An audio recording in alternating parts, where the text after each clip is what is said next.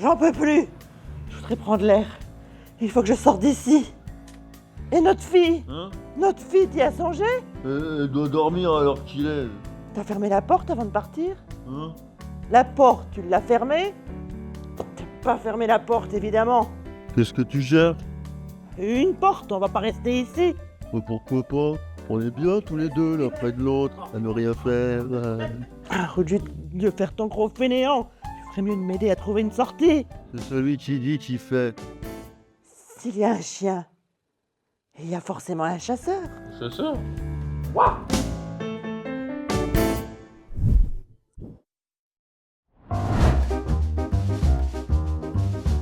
Bon, et ben allons-y. Je suis Olivier Coudert, j'ai créé et fondé le Théâtre du Cristal en 1989 avec des comédiens en situation de handicap, donc avec 15 comédiens professionnels. Je co-dirige le Festival Imago, qui est un festival qui présente le plus actuel de la création art et handicap. Ça fait très longtemps qu'on travaille avec Léonie, ça fait au moins une quinzaine d'années. C'est quelqu'un qui a des grandes qualités à la fois en tant qu'écrivain, vraiment c'est un auteur de qualité, de talent, et une comédienne très sensible qui a vraiment une intelligence du texte très forte. C'est quelqu'un qui va être vraiment dans la nuance et à la fois dans une proximité de l'émotion toujours forte. Et ça c'est vraiment très fort chez un comédien quand l'émotion n'est pas fabriquée mais qu'elle est vraiment sincère et présente. Je m'appelle Léonie, j'ai 44 ans et je suis au Théâtre du Cristal depuis le 12 mai 2014. J'ai fait 2 ans dans une école à Bagnolet, le Samovar. Au bout d'un certain temps, j'ai fait 3 stages et j'ai intégré la compagnie. J'ai été dans une clinique psychiatrique à Épinay-sur-Seine. Je suis resté 5 années. Ils m'ont déjà expliqué, ils appelaient ça des troubles schizo-affectifs. Mais ma psy elle dit que je ne suis pas vraiment schizophrène, donc je peux avoir des obsessions, des pensées qui viennent dans ma tête, qui viennent s'imposer à moi, que j'arrive pas à arrêter. C'est pas facile, il faut pas lutter contre, mais malheureusement on le fait un peu. Il faudrait laisser les pensées passer toutes seules, quoi, comme ça.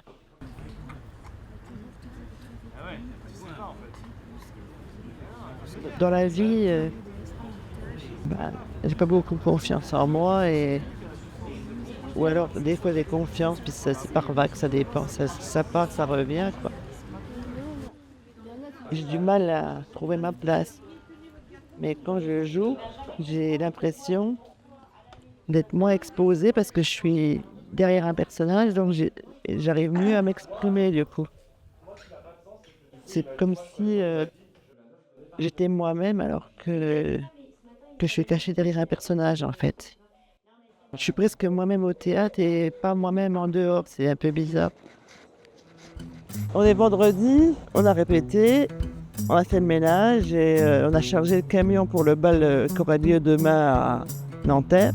Tous les jours, je prends les transports, ça se passe bien. J'arrive à l'heure, même avant des fois, parce que j'aime bien prendre mon temps, prendre mon petit café et un croissant. Par contre, quand je suis à l'extérieur, dans Paris, je ne sais pas aller d'un endroit à un autre à pied. Mais en métro, oui. Une fois que je suis dehors, j'ai plus de problèmes d'orientation pour aller d'un endroit à un autre, même avec mon GPS. On est à la maison relais des Coquelicots, c'est là où j'habite. C'est une pension familiale, c'est-à-dire qu'on a chacun nos appartements, mais on a une salle commune où on peut se réunir. Au début, j'ai eu du mal à trouver ma place, mais maintenant, on a des éducateurs qui sont compétents, quoi, donc ça change. Ouais, alors cette peinture, c'était ma toute première peinture que j'ai essayé de faire, avec un couteau, mais pas un couteau, une spatule, pour pouvoir étaler la peinture sur les toiles. Moi, j'ai un petit oiseau, oui. La peinture, ça permet de pas du tout réfléchir, de se laisser aller et de faire parler son inconscient. Et je vois des images et je vois des formes et je les dessine au fur et à mesure. Mais je ne sais jamais ce que ça va donner et quel sera le résultat à la fin. Et c'est une surprise à chaque fois. Je pense que j'ai peint plus de 200 toiles. l'art pour moi, c'est ce qui m'a porté, c'est ce qui m'a tenu. Parce que sinon, je ne sais pas ce que je serais devenu. Je conseillerais à des personnes en situation de handicap de beaucoup se servir de la création, quelle qu'elle soit, que ce soit en interprétant un rôle au théâtre, en écrivant, en dessinant, en faisant de la peinture. L'art peut permettre de sublimer le réel, même si ça demande beaucoup d'efforts. Mon bébé, c'est ma création.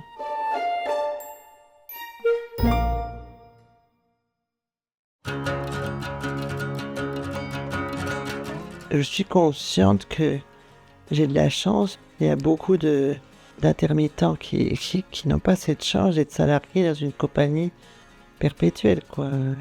J'y ai ma place et c'est quelque chose de précieux. Dans quelques instants, mesdames, messieurs, Crystal Pop. Restez bien avec nous, c'est ici que ça se passe. Et puis aussi parce qu'on fait beaucoup de choses, on danse, on chante.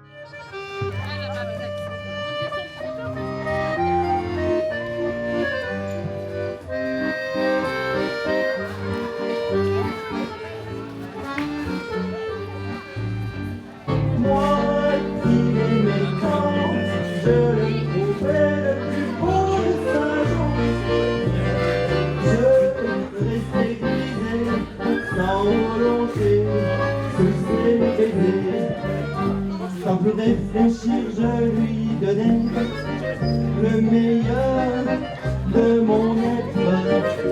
Beau parleur, chaque fois qu'il mentait, je le savais, mais je l'aimais. Alors la réaction à chaud là, j'avais le cœur qui me niait. L'important, en tout cas, c'est de maintenir un équilibre. Alors, homme-femme, ça c'est sûr, et aussi entre des personnes dont le handicap est visible et d'autres dont le handicap n'est pas visible. Au théâtre, le handicap visible a quand même un pouvoir, une force d'expression incroyable. Il se passe tout de suite quelque chose et on entre dans une autre dimension. Et à côté de ça, les personnes qui ont un handicap invisible apportent aussi autre chose. Et ce qui est important, c'est qu'au bout du compte, on ne sait plus qui est qui. Et ça, c'est formidable parce que du coup, le public ressort en disant « mais je ne sais même plus qui était handicapé, qui ne l'était pas ». Et puis à la limite, on s'en fout.